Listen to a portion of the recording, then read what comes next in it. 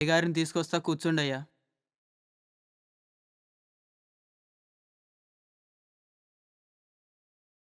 అమ్మగారు ఎక్కడికెళ్ళారా? ఈరోజు పౌర్ణమి గదయ్యా! గుడికెళ్ళారయ్యా.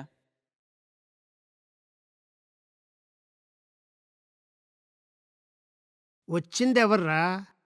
మిమ్మల్ని కలవడానికి పట్నం నుంచొచ్చారయ్యా.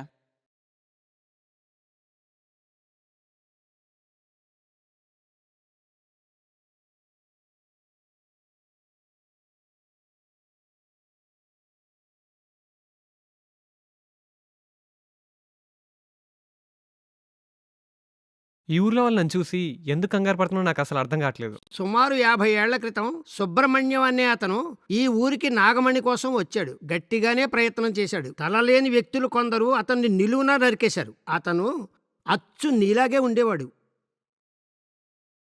అందుకనే ఈ ఊరు వాళ్ళు, నేను నిన్ను చూసి కాస్త కంగారు పడ్డాం. నాగమణి కోసం ప్రయత్నిస్తే తలలేని వాళ్ళు నరికేయడం ఏంటి?